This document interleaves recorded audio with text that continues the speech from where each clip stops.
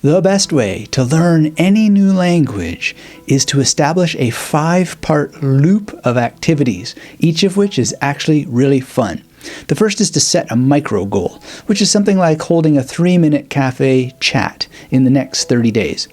And then you want to develop familiarity with the sounds and the script first before you do anything else. And that's not necessarily for everybody, but for most of us, that's what we want to do. So we want to set a goal, then we want to get started with the character sets and the sounds of the language, and then we want to work on building a core vocabulary. And you could make another sort of little mission or goal, like memorizing the first 50 vocabulary words, but they should be mission-critical words by using the memory palace technique ideally, which we'll talk about in a minute, and then practice the big 5 skills of language learning and practice them daily, and we'll get into what those are later. And then what you want to do is make sure that you get feedback and reiterate to test your progress and get corrections from at least one native speaker. If you stick to this loop for 15 minutes, 3 times a week or so, or 4, and ideally daily, at least once a day, you're going to hit level A2 in approximately 90 days. That's not my opinion. We see it happen again and again and again. And I wasn't the only one in my class to do that when I passed A2 in Germany. And then I did it again to pass level 3 in Mandarin in an even shorter period of time. Now, of course, there's a bit of nuance to each of these steps. And that's what we're going to talk about today in this video. We're going to go through those steps in greater detail, and then you'll learn some of the nuances that are used by the world's most accomplished language learners. And how do I know? Because not only am I a language learner myself who absolutely loves learning languages, but some of the world's most famous and accomplished polyglots are my best friends, and I've had their ear and their advice for over 2 decades. Okay, so I said step 1 was to set some kind of micro goal. And having taught people how to improve their memory so that they can learn languages faster for a very long time, I've noticed one major trend. And that is that many people make language learning hard on themselves. And they have something like what you might call an all or nothing attitude. So what I mean is they just want to have it all as quickly as possible, or they'd rather not do it. But language is something that you learn with so much greater ease by using what scientists call chunking. And there's actually a term which is the chunking memory strategy. So if you want to remember a lot more words and phrases faster, you need to start breaking your learning tasks down into the smallest possible units. And I mean small. Many people start by learning how to say hello, please, and thank you in their target language, and that's not by mistake. It's a very simple goal. And then it seems so easy to fall into overwhelm because there are thousands and thousands of words. But really what you want to do is just set another goal, and it can be just as microscopic, or it can be a bit larger. Either way, I sometimes don't like the word goal. I like to sometimes think of things as missions. But even mission can be quite seductive because it makes you think, oh, it's like this big thing. And so maybe goal isn't the right word either. You might put some thought into what word actually makes sense to me that makes me feel excited to get in there and essentially memorize some words. So one little tip that I have for you, if you want to like really love completing these goals or these missions or whatever you want to call them, is to, well, let me put it to you this way. When I was at the Hartnack Schule in Berlin, they just provided these missions for us, right? They have a textbook and so on. It gets kind of boring and tedious, but that is a strategy, a technique. Take a class. A lot of people, especially in the last 2 decades when language learners, polyglots, omniglots, etc., started sharing their journeys, they kind of started to make it seem like it was bad to take language learning classes. But I've never felt that. I mean, I passed level 3 in Mandarin by taking a class. It was part of how I prepared for it. And they give you missions. So that's a cool thing to do. It's totally legit. And there's a lot of reasons why that being with people in a room actually is really good for your brain. It's one reason why I'm starting a physical memory palace. And it's a big project, but that's part of the logic in mind, because I can help people in person create little missions. And I've been doing that in person through Zoom, etc. And there's an opportunity coming up that I'll tell you about later to get together for language learning. But at the end of the day, if you have someone else give you the missions, that's a strategy. But later, I had to provide my own language learning missions. And to do this, I asked myself one simple question. And I wish that I had done this from the beginning, actually. I don't know why I didn't think about it, because it's actually really helpful. But it is, what do I want to be able to speak about next? Like literally, what do I need to speak about next? Now, it can be want and need, and you put a little line down on a piece of paper and you stick the word want and then the word need on the other thing. I need to be able to ask directions, but I want to be able to speak about music. Now, that's just an example, right? My wants may be different than yours, but I was playing in a band in Germany. We were touring with other bands, and so I chose music-related topics to fashion my goals. I also taught film studies at the University of Saarland, so I regularly memorized words and phrases related to the film industry. Also, I love asking philosophical questions, so I learned how to ask them in German. And so the A2 part was passed quite easily, but it was really only after I started crafting my own missions that I started to achieve higher and higher levels of fluency, where there really is no grading scheme that describes it, right? So now you know how you can use the power of creating goals and missions yourself. And if you like this kind of information and you're new here, please get subscribed. This is a program that I put together through the magnetic memory method, and it is sponsored by me. I never had to run an ad or anything like that, because people like what I do. And if you like it too and you want more, then being subscribed is a great thing to do. And hit that thumbs up for the love of memory, because a lot of what we'll be talking about in a minute has to do with how you can improve your memory so you can learn languages easier, faster, and in ways that are a lot more fun. So with that in mind, let's get to step 2 as I continue sharing with you how the magnetic memory method works for language learning. Now, the second step that I mentioned is to get yourself familiar with the sounds and the script of the language. And you might be saying, but isn't that a goal? Shouldn't I be doing that goal first?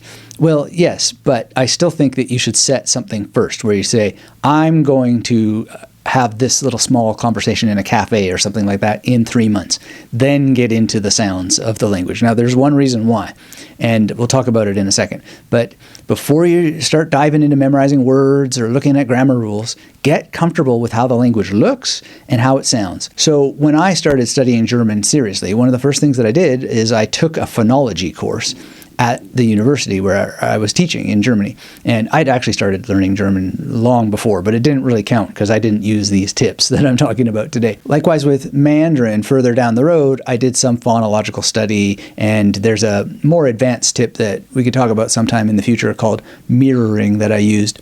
In any case, it's useful to spend some time with phonology, just hearing it, but also then learning something called the International Phonetic Alphabet. And this is going to help you with reading pronunciation guidelines. And it's not a detour at all.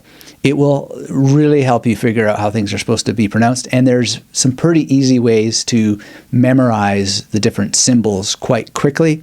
And that's part of one of the things that I love to do. Just to give you an example, I'll give you an index card on the screen here if you're watching, and there's a coffee cup, if memory serves, on this card, and it was showing me that the I is a long E in the IPA, or the International Phonetic Alphabet. And you just learn all of them very, very quickly that way. But the point is to get that covered if you can. You don't have to do it all overnight, but you want to immerse yourself in that. And then by listening frequently to the language, you're immersing yourself in the rhythms of that language. And you can do this by watching YouTube videos, watching some movies in the language, listening to audiobooks, even if you don't understand anything yet. This passive exposure is going to help your brain attune itself to the phonic features of the language. Now, the sub-step here is to look at the writing systems and start to understand them, right? So, and when I say systems, I mean it. Like in Japanese, you have hiragana, katakana, and the kanji, right? And so you might feel super overwhelmed by this, but you got to get started at some point, right? And so I've learned some of these things in Japanese, but the most that I've studied is the Hansa in Mandarin. And they're their own task, basically, and you want to spend some time on it. And each will propose different levels of challenge depending on your experience. And if you have any concerns, especially if you have limited time, it's worth considering, is this language too difficult for me right now? Because now you circle back to that original goal that you set. Is a month or 3 weeks or 3 months really good enough, given that there's a character set and I've never spent any time working on one, let alone 3, such as you would do in Japanese? Some languages simply require more from your brain's ability to associate sight with sound. That's not to discourage anyone. It's just that this point is going to help you, for your goal, appoint the proper amount of time to give your brain sensory familiarity between sight and sound, and this will help reduce mental friction later, because your brain will stop having to ask, what's the sound of this symbol? You'll know, and as a result, you'll be able to focus on memorizing more vocabulary and phrases without interruption while you're studying. You'll literally have removed a major obstacle. Now, I wish that I would have spent more time on this, because some of my pronunciation is not as good as it could be, and some of my pronunciation is just downright bad. However, I memorize languages with a slightly different purpose in mind sometimes, and so I don't worry too much about pronunciation, and I recommend that you not get too hung up on it, because even in our own mother tongue, people will make comments on your pronunciation or pretend or actually literally not understand you based on your pronunciation. And I have this all the time. I mean, if you watch my video on Aristotle's nuclear alphabet, the amount of comments that I get on my pronunciation about nuclear is insane. People are really just unhappy with how I pronounce that word. However, I have it from Luke Ranieri, who's a well-acknowledged language learning expert who was just on Conan O'Brien's podcast to get his opinion about how things are pronounced. He said, my pronunciation of nuclear is just fine. A-OK. So anyway, he said it's a shibboleth. And so I'll leave it to you to look into that episode with Luke. And if you don't know what a shibboleth is, why that he's saying that, you might find that really fascinating. Because if you're one of those pronunciation police, you might want to reconsider your position. Okay, the next step is to work on your core vocabulary. And this is where the magnetic memory method really starts to shine. Because once you're familiar with the sounds and, if you need to, the script of your language, it's time to start building your vocabulary. And start small on the goals that you set, and keep that chunking memory strategy in mind, as small as possible. Now, there's a lot of advice people give out there by saying, you can organize your vocabulary by category, you can use word frequency lists, etc. But I personally just stick to the missions to work on the words that I either need to focus on or I want to focus on, because I've identified them as part of my missions. And if I get distracted by all the other possible things that I could do, I'm going to wind up memorizing little or nothing. So, if you're taking a class, memorize the material in the class. That's your need list. And if you know you want to speak about poetry or Shakespeare or film or music or whatever it is, get a language learning partner, record your situations with them, and have a magazine in front of you or whatever, and you look at it and you just say, what's this? What's that? I did this a lot with my wife with Mandarin, and I would just say, Chongwen. English thing, 怎么说? So, like this kind of thing. It's just I'm saying Chinese, English word, what do you say? Or in French, comment on dit en français? Like, comment on dit this couch en français? And you just keep saying that with the native speaker, and you're recording it, and then you give yourself a lot of stuff to memorize, right? And you could say, okay, how else can I use this? Which is the principle of substitution.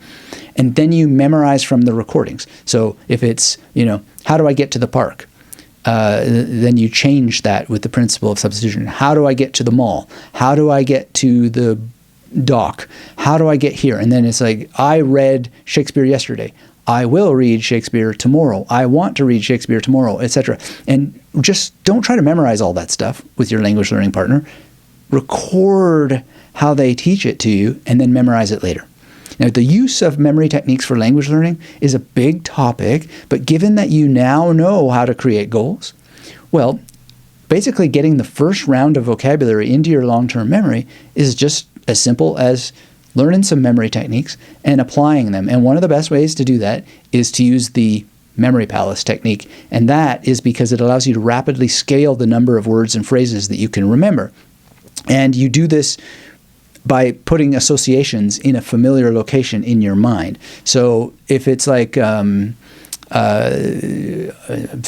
Sigmal in German, I remember using that. I used a cafe to remember that. I had Ziggy, the David Bowie character, and he was smoking Marlboros, but that's not exactly Mal, but I also think I had Malcolm McDowell from Clockwork Orange in that image, but it's in a memory palace, in a cafe, and Sigma means umpteen times. And it's just beautiful how that works. And the association in the location means my mind can go back to that place. Now, this is incredibly sticky once you learn how to do it, and you might be thinking, well, how is that going to scale? Well, the way that it scales is basically some details in the magnetic memory method masterclass, and you practice recalling it using that technique. So just as a heads up, what's involved there is you memorize core vocabulary, then you add phrases, basically. And there's a technique that allows you to add phrases. So if you have a room and you memorize, let's say, 8 words in that room, when you add phrases, those 8 words become, it depends. There's no way to predict the number, but it could be 100 words, it could be 80 words, depends on the length of the phrases. And then you get compounding effects where the memory palaces kind of just naturally link together. And it's really cool how it works. The key is to actually have the memory palaces, have those memory palaces well formed, and have a good sense of like, why is he using Ziggy Stardust for Sigmal? And like, does it have to be David Bowie, or how are you going to do that? What strategy are you going to use? And that's what the magnetic memory method masterclass is all about, which is something that has helped so many people learn languages better, really just from the perspective of memorizing core vocabulary and then being able to memorize phrases. Now, I mentioned the big 5 of language learning, and that's really, really important because I am a memory guy, and when I study some languages, I study them simply to practice memorizing sometimes. But when I want to actually be able to speak the language, I can't just memorize words and phrases. That makes no sense. And the reason why it makes no sense to just be memorizing words and phrases has something to do with context-dependent memory, but it also just has to do with the fact that we need to create momentum, we need to create progress, and we need to create a balance between what is sometimes called in science the levels of processing, which leads to the levels of processing effect. So everything involved in using your chosen language will be accelerated towards fluency if you take the big 5 of language learning and essentially interleave them. And the elements come down to reading, writing, speaking, listening, and memory. And I know these are valid because researchers continue to confirm them. And Stephen Krashen's input theory is a big part of this, but there's lots and lots of people who show that levels of processing and interleaving these activities of reading, writing, speaking, listening, and memorizing are just key for learning lots of things faster. It's not just language learning because, history is language or involves you being exposed to language, all kinds of things. So you just weave those things together. So at the risk of repetition, reading, writing, listening, speaking, memorizing. And when you put those things together, you just get these massive effects of things in your mind connecting. And it's not a question of which one, it is literally all of them holistically combined that matters. And when I start a new language, I put each and every one of them into a learning cycle, and the rest is just time management. So the thing to consider, and where I've made mistakes in the past, is just not spending enough time on pronunciation. Because in Mandarin, there's the International Phonetic Alphabet, but they also have in Pinyin their own pronunciation guide, and not focusing on that early enough has put speed bumps in my path that didn't need to be there, right? So keep that in mind. It's really, really powerful that I'm giving you these steps in this order for this reason, so that you have your goals first, you look at the sounds in the script next, then you get into memorizing the material. And as you're memorizing, you're already starting to read. I know you might be thinking, well, how can I read something I don't understand? Well, just do it. I mean, the science has helped me, and I'm sure it'll help you too. And one way to do it is to get, this was hard for me back in the day because I had to get DVDs and had to look at the DVDs and make sure that they had the actual overdubbing, and then they had the Untertitel in German, the subtitles, and just be able to read while listening at the same time. Now that's easy. Netflix and all these streaming features, it's so much easier now. And there's a lot of language learning software, etc., that can also let you read and listen at the same time. So it's not that difficult, really, to read, write, speak, and listen, but you do need to get a session together where you're going to not just speak with a native speaker, but also have them look at your writing. Because when you produce the writing, you're going to have feedback on your writing, which is going to give you a different level of processing than feedback on your speaking. Now, one thing I can tell you from lots of experience is that it's very, very frustrating to get corrected when you're speaking, but it's less frustrating to get corrected on your writing. So one thing I do when I work with native speakers is I say, please only correct me 3 times during this session, verbally. When it's a written review, we can go through dozens of corrections, but just to be able to get more speaking practice, I would love to be able to have that minimum correction. And then in actually going through the writing itself, you can read aloud what you've written, and you won't be so frustrated by getting stopped because you can ask your speaking partner to mark up what you've written in advance so you already see all the corrections, right? And you're just now having a discussion. And this is going to double down on the benefits of your interaction.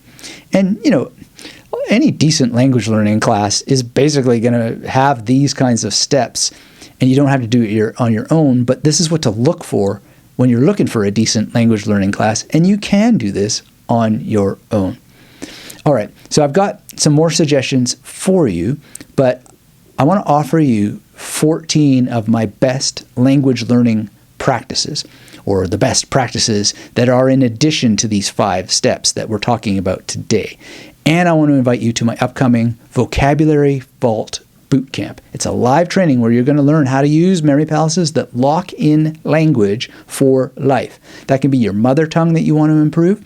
That can be any language at all. I've never yet seen a language that the memory palace technique cannot help you learn faster and in ways that are more engaging and more interesting and more fun. And so if you want to get these things, just for letting me know you're interested in the Vocabulary Vault live learning experience, go to magneticmemorymethod.com/VV, and I will send you these additional best practices. You're going to love them because they're going to take this to the next level. If you want more general tips, but also some laser-focused suggestions that go deeper on the steps that we're talking about today, and just give you essentially everything I can think of from my years of not just learning languages, not just studying languages, but passing certifications in them. Because I know a lot of people, they have job opportunities that if they could just get the certifications, their lives will improve immensely, along with their, just everything gets better when you learn languages, because actually you're creating cognitive reserve in your brain, which helps fend off things like dementia and Alzheimer's. So if you want that, go to magneticmemorymethod.com/VV for Vocabulary Vault. And if the live workshop is for you, then you will have advanced notification. These tend to sell out very quickly, and I'll do another one in the future, but if you want to be notified in the future, then make sure to claim these additional 14 best practices. Okay, now step 5, getting feedback from native speakers is huge. Learning in isolation is possible. I mostly study Latin in isolation, and I've achieved quite a lot in it. I study Sanskrit. Well, I had one class in Sanskrit once. Basically, that teacher said, just watch out for Sanskritists who are very snotty and snobby and will frustrate you. And you just, for your goal, you don't really need a class or whatever, which was great. I mean, the teacher fired herself. But nonetheless, most of us, I think, learning in isolation is only going to get us so far. Learning German in isolation got me almost nowhere, for example, and likewise in Mandarin. I just had to get in with a class. And I have a native speaker at home, but keep this in mind. Your romantic partner is not a language teacher. They don't want to be. So get yourself with people who can give you feedback, who are at arm's length. There's no emotions going between you or anything, and try to meet them at least 2 to 3 times a week so you can get instant feedback, both your speaking and your writing. Please don't wait until you're ready. Being ready never happens, because what happens when you learn a language is you're always going to meet people who have an accent because they're from a region that they're not going to understand you and you're not going to understand them. So you're never going to be ready in a language. You're always going to have situations where understanding is filled with obstacles. Now, in terms of that courage to just put yourself out there, you can watch me practice what I preach in a video with my Ukrainian teacher during our very first lesson. And that video, I mean, it took a little bit of courage for me to share that, but I think you'll see the joy that I have, even if sometimes I look like a bit of a moron. But nonetheless, you can see me using memory techniques as we go. And the point is that it is something that takes a bit of courage to do, but you can find it. You've got it. And you can get better and better and better at it by just simply finding native speakers. Now, how do you do that? Well, you can join a language exchange forum. You can schedule a call with a professional teacher and use Zoom, like you see in the Ukrainian learning documentary video that I made for you. You can find a local tutor through a school or a university. You can place an ad. Well, however you do it, even just 10 to 15 minutes of interaction a couple of times a week can help reveal gaps that you're not aware that you have. Now, more time is better in some circumstances. Sometimes it's less. I mean, I try to keep my lessons to 30 minutes max, but I think the real value is in about 15 minutes at the end of the day. And I record those sessions, and then I apply the memory techniques later. So I do sometimes memorize things in real time, but what I'm really trying to do is gather my want and my need list. What do I need to get accomplished, and what do I want to get accomplished? And I combine those together, and then always with the big five of language learning in mind: reading, writing, speaking, and listening. And you do that, you're going to lock vocabulary and phrases and grammar principles into long-term memory so effectively. Now, you might be asking now, what about grammar? Well, I have some best practices around grammar for you. So grab that Vocab Vault invite and the 14 best practices, and you're going to have an amazing language learning adventure. And, if you want to grab that and stick around here on my YouTube channel, or if you're listening to the Magnetic Memory Method podcast, and you just feel like, yeah, those are great tips, but I still have blocks around learning, watch my video or listen to my podcast on books on learning next, because it's a deep dive discussion into how to get rid of those obstacles. Even if you never read any of those books, my discussion about the key points in them, probably there's one thing that's going to help you move forward, and not in a small way, probably in a big way. But you know what? Even if it is in a small way, small is better than nothing at all.